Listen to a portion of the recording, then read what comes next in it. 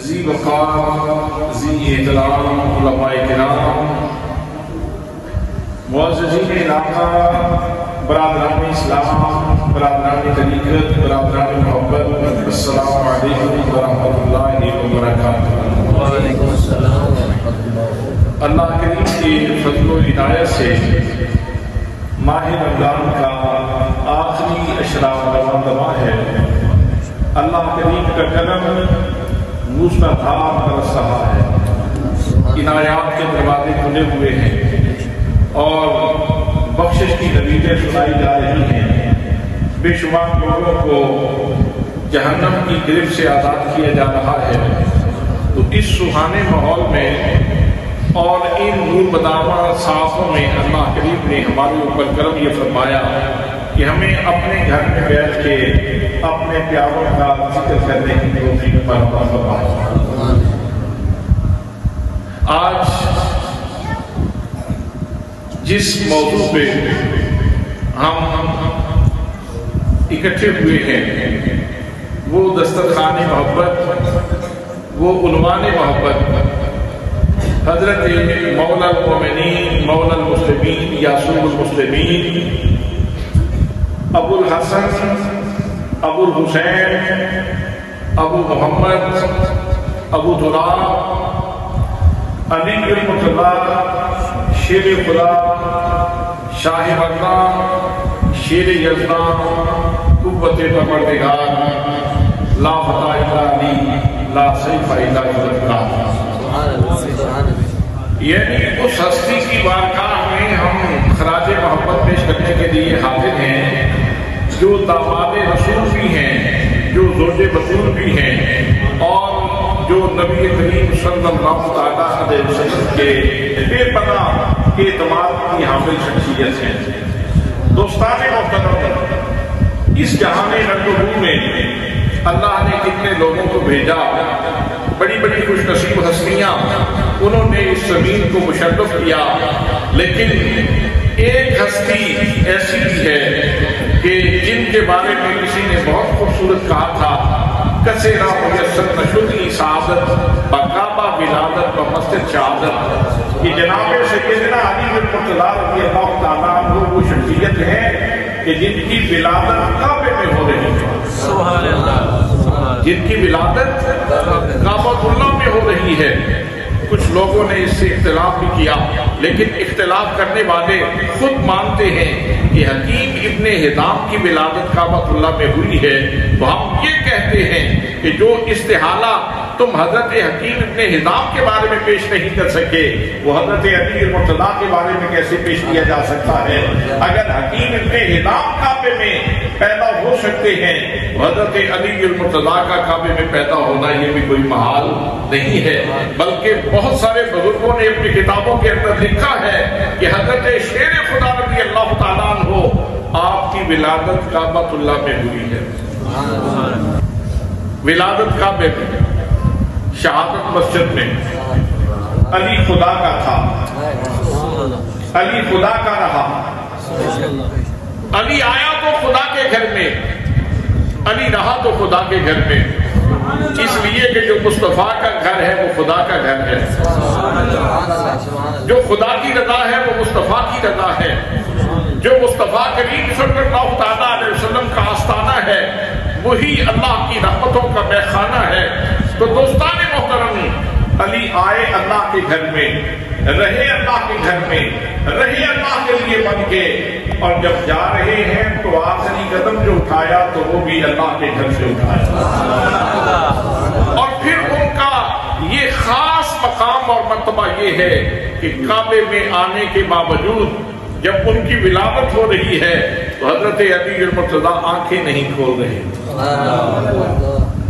دوستان محترم، جناب سیدہ فاطمہ بنت اسد پریشان ہو گئی، اللہ نے بیٹا تو دیا ہے لیکن آنکھیں نہیں کھولا، کہیں آنکھوں سے محروم نہ ہو۔ جناب ابو طالب بھی بیٹے کی خوشخبری سن کے مسرور تو ہوئے، لیکن تھوڑی سی پریشانی بھی موجود ہے کہ بیٹا آنکھیں نہیں کھول رہا۔ सारे घर के अंदर खुशी और गम का मिला जुला माहौल है। नबी करीम सल्लल्लाहु अलैहि वसल्लम तशरीफ ले आए। मेरे आका करीम सल्लल्लाहु अलैहि वसल्लम ने मुबारकबाद दी। हजरत फातिमा बिन्ते असद कहने लगी, ऐ मेरे मोहम्मद करीम, अल्लाह ने बेटा तो दिया है लेकिन आंखें नहीं खोल रहा, लगता है आंखों से महरूम है। हजरत नबी मुकद्दम सल्लल्लाहु अलैहि वसल्लम ने अपने बाजू दराज कर दिए, मेरे आका ने हाथ आगे कर दिए, फरमाया मेरी चच्ची ये मुझे दो। जब हजरत फातिमा बिन्ते असद ने अलीउल मुर्तज़ा शेर खुदा रज़ी अल्लाह तआला अन्हु को मेरे आका करीम सल्लल्लाहु अलैहि वसल्लम के हाथों में दिया, बस नबी करीम के हाथ लगने की देर थी कि अलीउल मुर्तज़ा ने अपनी आंखों के दरवाजे खोल दिए। गोया चाहते ये थे, आंखें अल्लाह ने देखने के लिए दी है, तो मैं इन आंखों का इफ्तिताह करूंगा तो दुनिया के किसी आम मंजर से नहीं करूंगा, बल्कि मैं अपनी आंखों का इफ्तिताह मोहम्मद मुस्तफा के जलवों से करूंगा। मेरे दोस्तों, मुझे भी अल्लाह ने आंखें देखने के लिए अता फरमाई हैं, आपको भी अल्लाह करीम ने आंखें देखने के लिए अता फरमाई हैं। हमने मुख्तलिफ शहर देखे, मुख्तलिफ मंजर देखे, इंसान की आंखों की पुतलियों से मुख्तलिफ मंजर गुजरते हैं और तस्वीर जाके खाना-ए शऊर में महफूज हो जाती है। आपने लाहौर देखा है, आपने मस्जिद शाही देखी है, आपने मीनार पाकिस्तान देखा है, तो जब पहली दफा आपने वो मंजर देखा तो आपकी आंखों की पुतलियों से वो मंजर गुजरा और खाना-ए शऊर में महफूज हो गया। अब जब शाही मस्जिद की बात होगी मंजर सामने आ जाएगा, मीनार पाकिस्तान की बात होगी मंजर सामने आ जाएगा। जिन खुशनसीबों को अल्लाह करीम ने गुंबद खजरा की ज़ियारत नसीब फरमाई है और सुनहरी जालियों की ज़ियारत नसीब फरमाई है और जिनको अल्लाह का घर देखने का शरफ अता फरमाया है, उनके सामने जब अल्लाह के घर का नाम लिया जाएगा तो मंजर उनकी आंखों के सामने आ जाएगा। गुंबद खजरा का जिक्र आएगा तो मंजर आंखों के सामने आ जाएगा। हज़रात सुनहरी जालियों का तज़किरा होगा तो मंजर आंखों के सामने आ जाएगा। इसलिए कि खाना-ए शऊर में तस्वीरें महफूज हो जाती हैं। ये आंखों की पुतलियों की गुज़रगाह से बहुत सारे मंजर गुजरते हैं और तस्वीरें जाके खाना-ए शऊर में लग जाती हैं। अलीउल मुर्तज़ा, मैं तेरी आंखों की पुतलियों को मुबारकबाद देता हूँ, मैं तेरी आंखों की पुतलियों को मुबारकबाद देता हूँ। अली, तेरी आंखों की पुतलियों से जो पहला मंजर गुजरा है वो कोई आम मंजर नहीं था, वो चेहरा-ए बद्दुहा का मंजर था।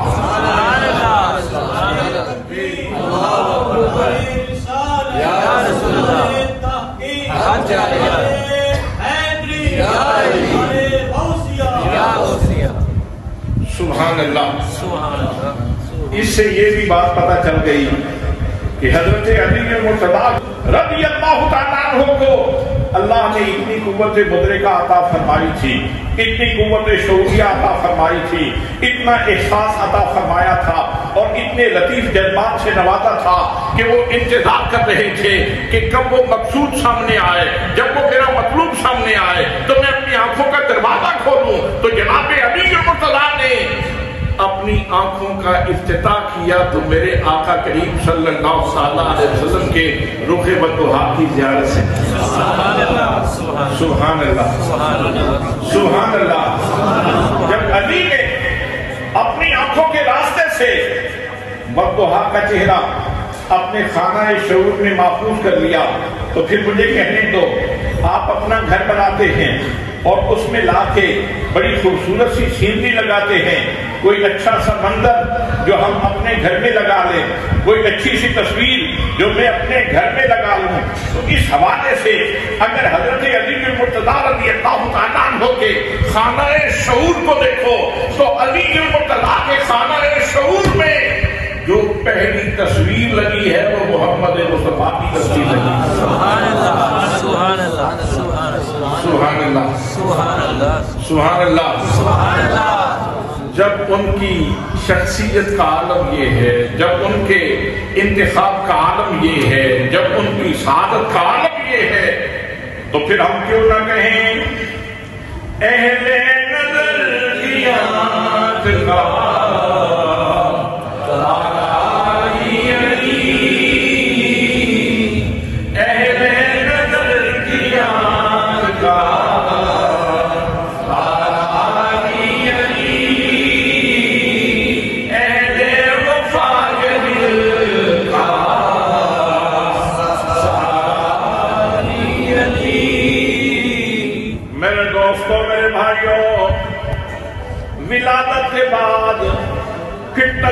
کا مرحلہ آتا ہے تو جناب سیدنا علی المرتضیٰ رضی اللہ تعالیٰ عنہ کی شخصیت وہ شخصیت ہے کہ جن کی تربیت بھی میرے آقا کریم صلی اللہ تعالیٰ علیہ وسلم نے فرمائی. بہانہ بن گیا ابو طالب کثیر العیال ہیں، ان کی مدد کی جائے. حضرت عباس رضی اللہ تعالیٰ عنہ کے ساتھ نبی کریم صلی اللہ تعالیٰ علیہ وسلم کی یہ گفتگو ہوئی تو طے یہ پایا ان کا ایک بیٹا آپ اپنے زیر کفالت لے لیں اور ایک بیٹا میں اپنے زیر کفالت لے لیتا ہوں. تو جناب علی المرتضیٰ کا قرہ نکلا تو مصطفیٰ کے نام نکلا. ان کی کفالت کی ذمہ داری میرے آقا کریم صلی اللہ تعالیٰ علیہ وسلم نے اٹھائی اور حضرات محترم محمد مصطفیٰ کی نگاہوں میں آ جانا، ان کی نگاہ کرم میں آ جانا، ان کے کاشانہ رحمت میں آ جانا، ان کے دامن کرم سے وابستہ ہو جانا، یہ تمام سعادتوں کی معراج ہے. اس شخصیت میں رنگ کیوں نہیں ہوگا جس کی تربیت میرے آقا کریم صلی اللہ تعالیٰ علیہ وسلم نے فرمائی ہو. آؤ میرے دوستو اس حوالے سے نبی کریم صلی اللہ تعالیٰ علیہ وسلم کا ایک فرمان سن لو. میرے آقا کریم صلی اللہ تعالیٰ علیہ وسلم نے ارشاد فرماتے ہیں، فرمایا مجتمع فی بیت من بیوت اللہ یتلون کتاب اللہ ویتدارسونہ بینہم الا نزلت علیہم السکینہ. سبحان اللہ. فرمایا مسلمانوں کا کوئی گروہ، مسلمانوں کی کوئی جماعت جب مسلمان اکٹھے ہو کے مسجد میں بیٹھتے ہیں اللہ کے گھر میں اور وہاں کیا کرتے ہیں، وہاں قرآن مقدس کی تلاوت ہوتی ہے. سبحان اللہ. قرآن مقدس کی تلاوت ہوتی ہے، قرآن مقدس کی تلاوت ہوتی ہے، تدارس القرآن ہوتا ہے، قرآن کا دور ہوتا ہے، قرآن کے نمور سکھائے جاتے ہیں، قرآن کے اثرات سے پردہ اٹھایا جاتا ہے. جس ماحول میں یہ کام ہوتا ہے تو اللہ کریم ایسے لوگوں کو 4 انعام عطا فرماتا ہے. ایسے لوگوں کو اللہ کریم 4 انعام عطا فرماتا ہے. پہلا انعام کیا ہے؟ فرمایا نزلت علیہم السکینہ. ان لوگوں کے اوپر اللہ کریم سکینہ نازل فرماتا ہے.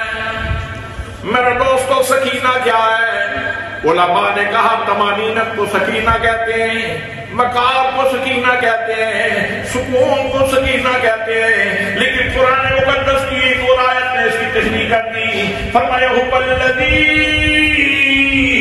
انزل السکینۃ فی قلوب المؤمنین لیزدادوا ایمانا. فرمایا جن کے دلوں میں اللہ کریم سکینہ نازل فرماتا ہے ان کے درجات ایمان میں اضافہ ہو جاتا ہے. سبحان اللہ. سبحان اللہ. تو حضرت علی المرتضیٰ رضی اللہ تعالیٰ عنہ کی عمر اس وقت 10 سال تھی جب میرے آقا نے اعلان نبوت کیا. 10 سال کی عمر تھی حضرت علی المرتضیٰ کی جب میرے آقا کریم صلی اللہ تعالیٰ علیہ وسلم نے اعلان نبوت کیا. اور حضرات محترم 10 سال کی عمر سے لے کر نبی کریم صلی اللہ تعالیٰ علیہ وسلم کے وصال تک نبی کریم صلی اللہ تعالیٰ علیہ وسلم پڑھتے رہے اور علی قرآن سنتے رہے. اگر آپ کا بچہ قاری صاحب کے پاس آ کے پڑھے، مسجد میں آ کے بیٹھ جائے، ان کے سامنے زانو تلمس طے کرے، اس کے لیے یہ نوید موجود ہے، یہ خوشخبری موجود ہے پڑھنے والے کے لیے بھی، سننے والے کے لیے بھی، کہ جو قرآن سنتا اور سناتا ہے، جو قرآن کے اثرات سیکھتا ہے، جو قرآن مقدس کا تدارس کرتا ہے، دور کرتا ہے، جو قرآن مقدس کے علوم سیکھتا ہے، اس کے اوپر اللہ کریم سکینہ نازل فرماتا ہے.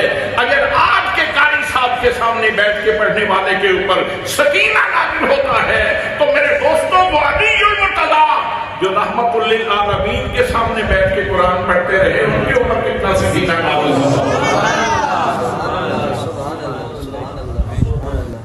کتنا سکینہ نازل ہوتا ہوگا. اور آپ تو وہ شخصیت ہیں کہ اولی جن لوگوں نے اسلام قبول کیا ان میں سے 4 ہستیوں میں ایک ہستی آپ کی ہے۔ عورتوں میں سب سے پہلے حضرت خدیجہ الکبریٰ نے اسلام قبول کیا، مردوں میں حضرت سیدنا صدیق اکبر رضی اللہ تعالیٰ عنہ نے اسلام قبول کیا، اور بچوں میں لڑکوں میں حضرت علی المرتضیٰ رضی اللہ تعالیٰ عنہ نے اسلام قبول کیا، اور غلاموں میں حضرت زید بن حارثہ رضی اللہ تعالیٰ عنہ آپ نے اسلام قبول کیا۔ اور مزے کی بات یہ ہے کہ سوموار کے روز میرے آقا کریم صلی اللہ تعالیٰ علیہ وسلم اعلان نبوت کر رہے ہیں، اور منگل کے روز میرے آقا نماز پڑھ رہے ہیں، اور حضرت علی المرتضیٰ میرے آقا کریم صلی اللہ تعالیٰ علیہ وسلم کے ساتھ شامل جماعت۔ سبحان اللہ، سبحان اللہ، سبحان اللہ۔ میرے دوستوں، میرے بھائیوں، جو ایمان کی گہرائیوں سے واقف ہے، جس کا نام علی المرتضیٰ ہے، جب وہ شوق سے نبی کریم صلی اللہ تعالیٰ علیہ وسلم کے سامنے بیٹھتے ہوں گے، جب میرے آقا کریم صلی اللہ تعالیٰ علیہ وسلم ان کو قرآن سکھاتے ہوں گے، تلاوت آمینہ کا لال کرتا ہوگا، جناب حضرت علی المرتضیٰ رضی اللہ تعالیٰ عنہ سنتے ہوں گے، تو اس وقت حضرت علی المرتضیٰ کے اوپر مصطفیٰ کے صدقے کتنا سکینہ نازل ہوتا ہوگا۔ سبحان اللہ، نزلت علیہ السکینہ۔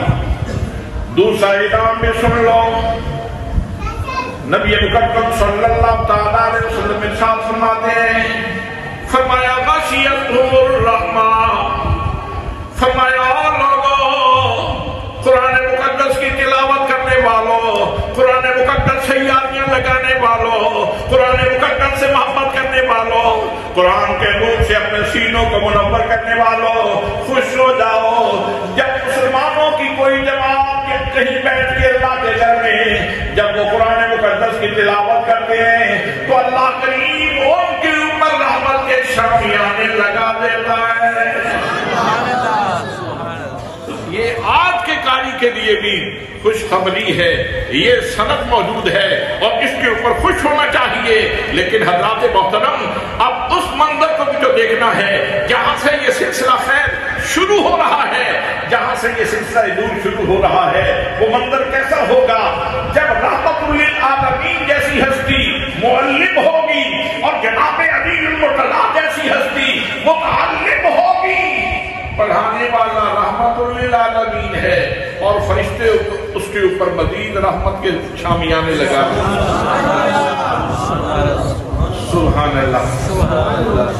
نظر بصیرت سے دیکھنے کا منظر ہے، نگاہ محبت سے دیکھنے کا منظر ہے۔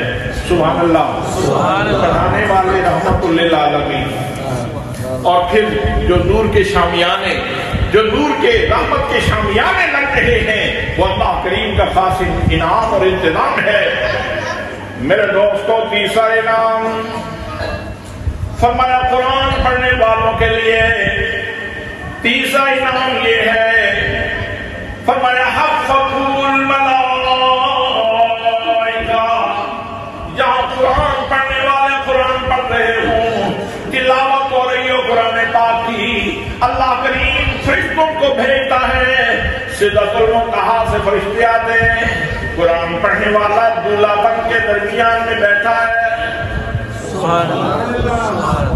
قرآن پڑھنے والا، سننے والا درمیان میں دولہا بن کے بیٹھا ہے اور باراتی بن کے فرشتے دائیں بائیں کھڑے ہیں۔ حفظہم الملائکہ، فرشتے ان لوگوں کو اپنے گھیرے میں لے لیتے ہیں، اپنے دائرے میں لے لیتے ہیں۔ حضرات محترم، آپ کے قاری کے لیے بھی یہ خوشخبری ہے، لیکن یہاں سے یہ سلسلہ نور شروع ہوتا ہے، ذرا ان لوگوں کو بھی تو دیکھو جب میرے آقا کریم صلی اللہ تعالیٰ علیہ وسلم قرآن کی تلاوت کر رہے تھے، سننے والے جناب صدیق اکبر تھے، سننے والے جناب حضرت علی المرتضیٰ تھے، سننے والے جناب حضرت زید بن حارثہ تھے، سننے والی ہستی حضرت خدیجہ الکبریٰ تھی۔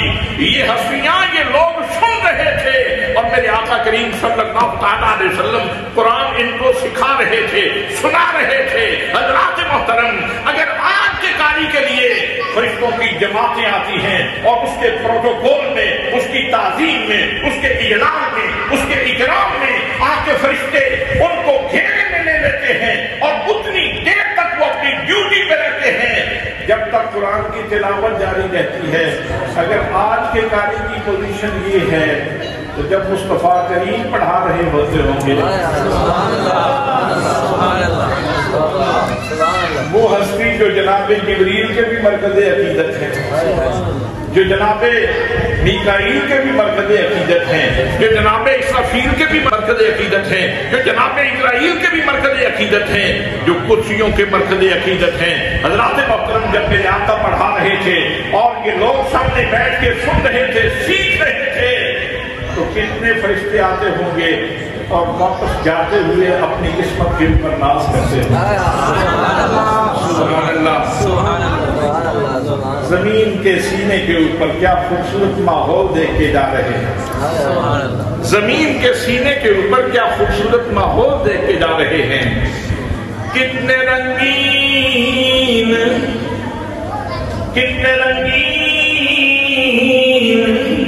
تیری محفل کے نظارے ہوں گے جب تیرے پاس تیرے یار پیارے ہوں گے. فرشتے کہتے ہوں گے اے احمد مرسل نوری خدا, تیری ذات صفا کا کیا کہنا. اے احمد مرسل نوری خدا,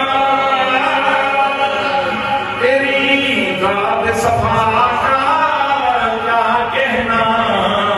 پڑھتے ہیں ملائک صلی اللہ, تیری شان علا کا کیا کہنا. پڑھتے ہیں ملائک صلی اللہ, تیری شان علا کا کیا کہنا. سبحان اللہ, سبحان اللہ. سبحان اللہ, سبحان اللہ. میرے دوستو چوتھے انعام کی بات بھی سن لو. میرے آقا کریم صلی اللہ تعالیٰ علیہ وسلم نے ارشاد فرمایا قرآن پڑھنے والوں کے اوپر, قرآن مقدس سننے والوں کے اوپر, قرآن مقدس کا دور کرنے والوں کے اوپر چوتھا انعام یہ ہوتا ہے کہ اللہ کریم اپنے ملائکہ مقربین میں جو انتہائی مقرب فرشتے ہیں ان کی موجودگی میں اللہ کریم اپنے ان بندوں کا ذکر فرماتا ہے.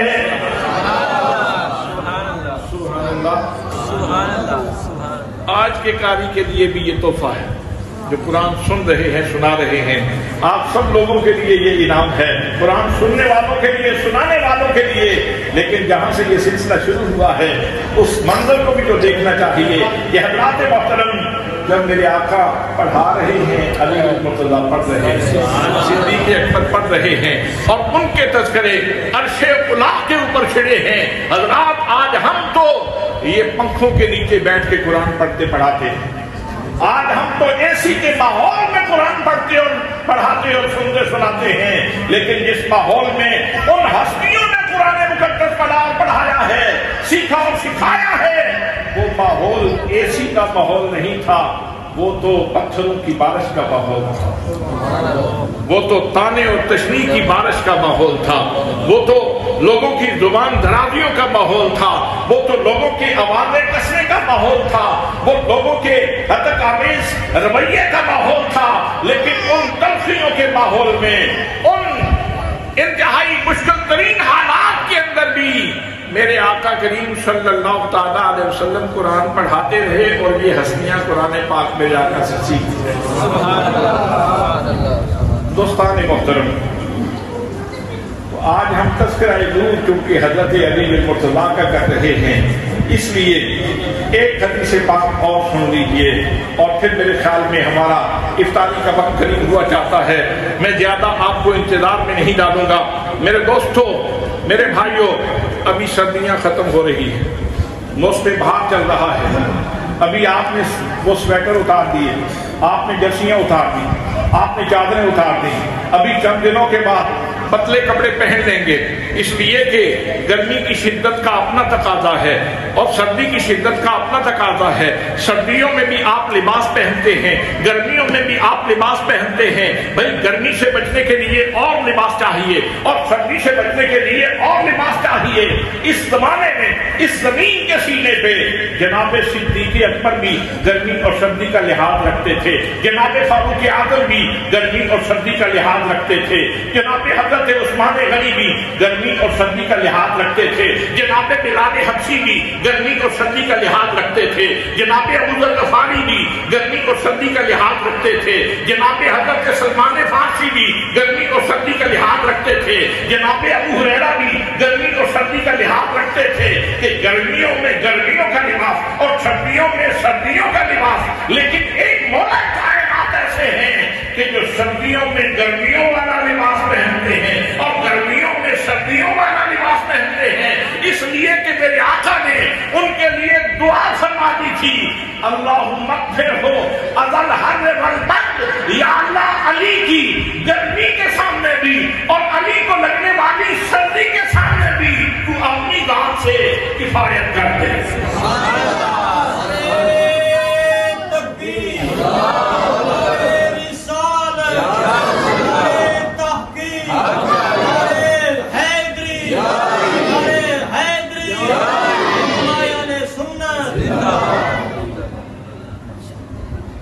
بھئی آپ کو لباس سردی سے بچاتا ہے, آپ کو لباس گرمی سے بچاتا ہے, لیکن علی کو لباس نہیں بچاتا, مصطفیٰ کی زبان کے نکلے ہوئے الفاظ علی کا لباس.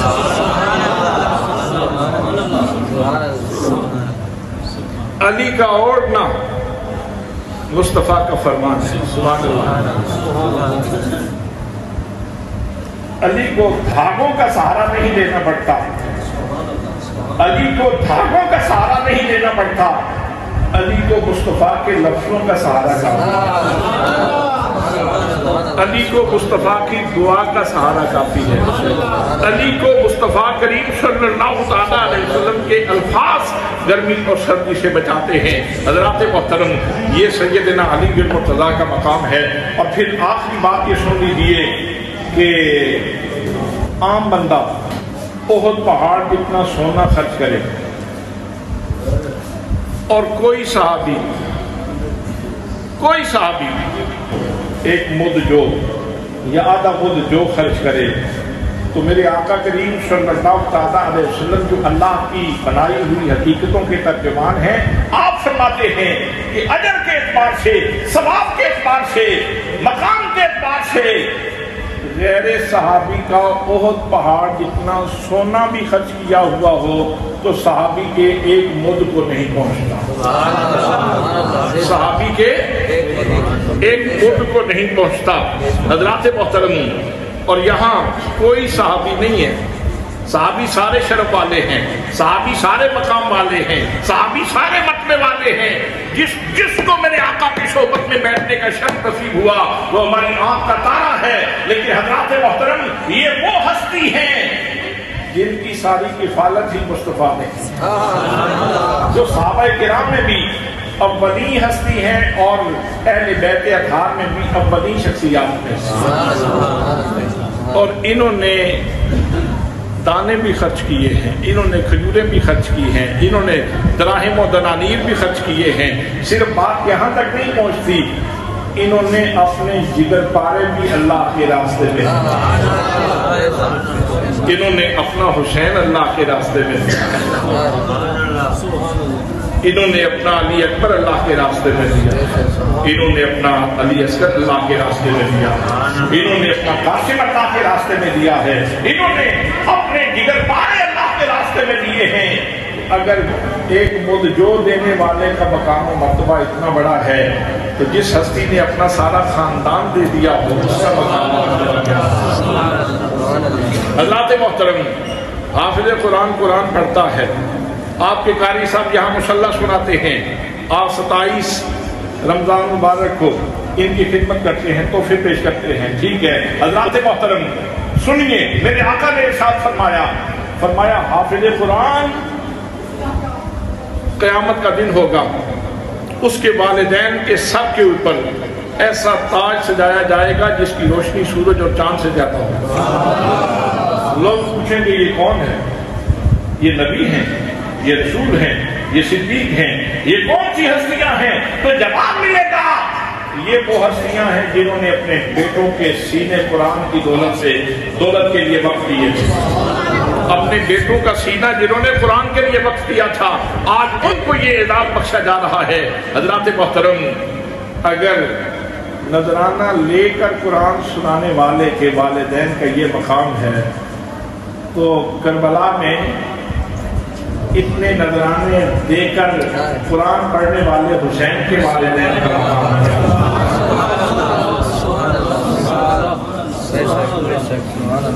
کربلا کے میدان میں اتنے نذرانے دے کر کے قرآن سنانے والے حسین کے والدین کا مقام ہوگا۔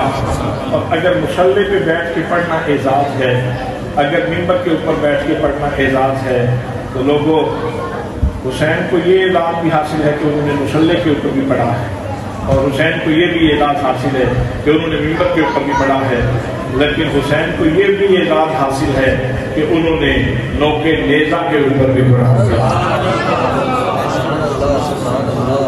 اگر مصلی کے اوپر بیٹھ کے قرآن پڑھنے والے کے والدین کے سروں کے اوپر تاج سجایا جائے گا تو نوک نیزہ کے اوپر جو قرآن پڑھنے والا ہے اس کے والدین کو کتنا نوازا جائے گا یہ تو صبح معاشر کو پتہ چلے۔ اسی لیے تو ہم اعتراف کرتے ہوئے، اقرار کرتے ہوئے یہ کہتے ہیں یہ دل بھی حسینی ہے، یہ جان بھی حسینی ہے، یہ دل بھی حسینی ہے، یہ جان بھی حسینی ہے، الحمد کے اپنا